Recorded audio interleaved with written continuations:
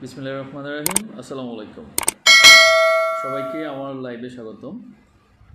তো আমি এখন প্রধানত যে বিষয় নিয়ে আলাপ করব সেটি হচ্ছে আমাদের বাংলাদেশে হঠাৎ করে আমাদের বাংলাদেশে কিছু সংখ্যক হিন্দু ধর্মাবলম্বী হিন্দু ধর্মাবলম্বী সংগঠন যেগুলো আছে, এদের নেতৃবৃন্দ কেন যেন আমাদের বাংলাদেশে একটা অস্থিতিশীল পরিস্থিতি তৈরি করার জন্য উঠে পড়ে লাগছে।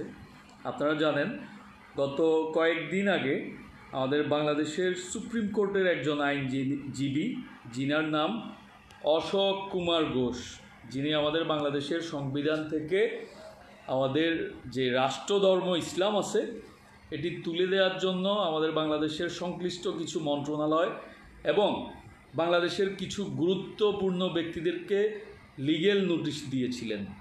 তো আমি আপনাদের সাপোর্ট নিয়ে আমি আমাদের নোয়াখালী প্রেস ক্লাবের সামনে একটি সফল মানববন্ধন করেছি, আপনারা দেখেছেন। তো এর পরবর্তীতে আজকে আমি আবার আমাদের বাংলাদেশের একটি নির্ভরযোগ্য নিউজ পোর্টালে একটি নিউজ দেখছি, সেটি হচ্ছে আবারও আমাদের বাংলাদেশের হিন্দু বৌদ্ধ সংগঠনের একজন নেতা, যিনি সরাসরিভাবে আমাদের বাংলাদেশের সংবিধান তিনারা মানেন না, এই ধরনের একটা বক্তব্য দিয়েছে। তো আমরা তিনাদের এই বক্তব্যের তীব্র নিন্দা এবং প্রতিবাদ জানাচ্ছি। আমার কথা হচ্ছে, বাংলাদেশে যারা বাস করতেছে বাংলাদেশের সংবিধান সবাইকে মানতে হবে। আর যারা বাংলাদেশের সংবিধান মানবে না, যারা বাংলাদেশের সংবিধান যাদের পছন্দ না, যারা বাংলাদেশের সংবিধান মানে না, তাদের বাংলাদেশে থাকার কোনো প্রকার অধিকার নেই। তো আমি তাদের উদ্দেশ্যে বলবো, যারা বাংলাদেশের সংবিধান মানেন না, আপনারা বাংলাদেশে থাকার দরকার নেই, বাংলাদেশে থাকার আপনাদের অধিকার নেই। আপনাদের যদি বাংলাদেশে থাকতে হয় বাংলাদেশের সংবিধান মানতে হবে। বাংলাদেশের সংবিধানে যে রাষ্ট্রধর্ম ইসলাম আছে, এই ইসলাম আছে, থাকবে ইনশাল্লাহ। তো আপনাদের যাদের বাংলাদেশের সংবিধান পছন্দ না, আপনারা বাংলাদেশ ছেড়ে ভারতে চলে যেতে পারেন। তো আমি আমার ভিডিওর মাধ্যমে আমি আমাদের বাংলাদেশের সর্বস্তরের জনগণের দৃষ্টি আকর্ষণ করতেছি। এই যে আমরা বাংলাদেশের ভিতরে সকল ধর্ম অবলম্বী মিলে আমরা যেভাবে শান্তিতে বাস করতেছি, আমাদের এশিয়া মহাদেশের যতগুলো দেশ আছে ওই সমস্ত দেশের দিকে তাকান। আমরাই এশিয়া মহাদেশের মধ্যে একমাত্র জাতি, একমাত্র রাষ্ট্র, যেখানে আমরা সকল দলের এবং সকল ধর্মের সকল শ্রেণী পেশার মানুষজন একসাথে শান্তিতে বসবাস করতেছি।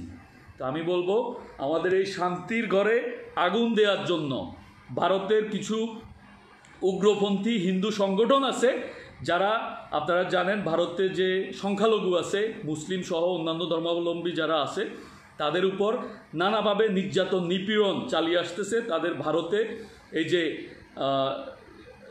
সংখ্যালঘুদের ব্যাপার নিয়ে যে একটি অস্থিতিশীল পরিস্থিতি, এটার যে একটা প্রভাব বাংলাদেশে বিস্তার করার জন্য তারা উঠে পড়ে লাগছে।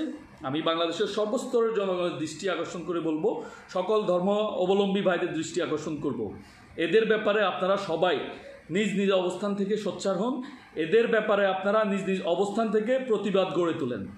এরা আমার কাছে মনে হয় এরা বাংলাদেশের থেকে বাংলাদেশের খেয়ে বাংলাদেশের অক্সিজেনে নিঃশ্বাস নিয়ে তারা রাষ্ট্রবিরোধী কার্যকলাপ করতেছে। আমি ধারণা করতেছি এরা হয়তোবা ভারতের কোনো উগ্রপন্থী সংগঠনের এজেন্ডা হয়ে কাজ করতেছে।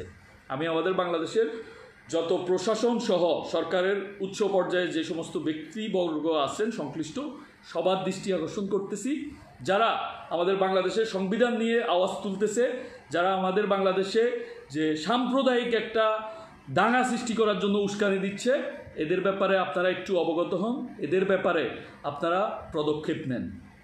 তো আমরা এই ঘটনার তীব্র নিন্দা এবং প্রতিবাদ জানাচ্ছি, সেই সাথে জোর দাবি জানাচ্ছি এদেরকে দ্রুত আইনের আওতায় নিয়ে আসা হোক, যেন এরা রাষ্ট্রবিরোধী এবং আমাদের যে বাংলাদেশের শান্তি শৃঙ্খলা বিনষ্ট করার জন্য যে একটি উস্কানি দিচ্ছে, এই উস্কানির দায়ে তাদেরকে আইনের আওতায় নিয়ে আসার সর্বোচ্চ দাবি জানাচ্ছি।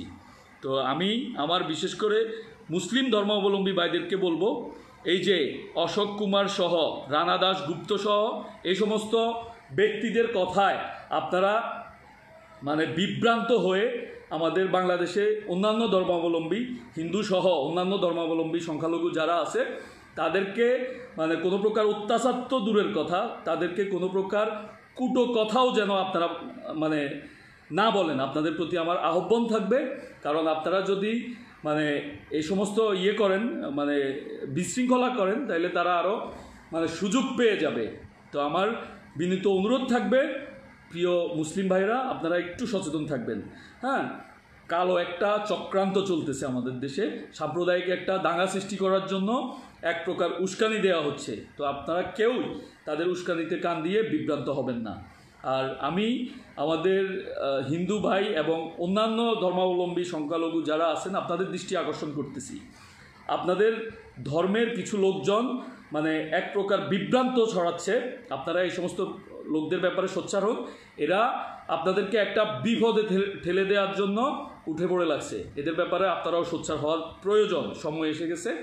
তো আমি আশা রাখতেছি আপনারা সবাই নিজ নিজ অবস্থান থেকে সোচ্চার থাকবেন এবং এদের যে কালো চক্রান্ত এটি রুখে দিবেন। তো সবাই অনেক ভালো থাকেন। আমি আজকে আর অন্য কোনো কমেন্ট পড়লাম না। সবাই নিজ নিজ অবস্থান থেকে সোচ্চার হন। যদি প্রয়োজন হয় এই যে রাষ্ট্রদ্রোহী যারা আছে, যারা আমাদের বাংলাদেশের সংবিধানে রাষ্ট্রধর্ম ইসলাম তুলে দেওয়ার নামে যে একটি কালো চক্রান্ত করতেছে, এই ব্যাপারে যদি বড় কোনো পদক্ষেপ নিতে হয় ইনশাল্লাহ নিব। আপনারা আশা রাখছি আপনারা সবাই আমার পাশে থাকবেন। আপনাদের দোয়া এবং ভালোবাসা যদি থাকে, আপনাদের সাপোর্ট যদি থাকে, এদের বিরুদ্ধে বড় পদক্ষেপ নিব ইনশাল্লাহ। সবাই অনেক ভালো থাকেন, অপেক্ষায় থাকেন। হয়তো যদি এগুলা আরও ব্যাপক আকারে রূপ নেয় আমরা ইনশাল্লাহ কার্যকরী পদক্ষেপ নিব। আশা রাখছি আপনাদের সবাইকে পাবো। সবাই অনেক ভালো থাকেন। আল্লাহ হাফেজ। আসসালামু আলাইকুম।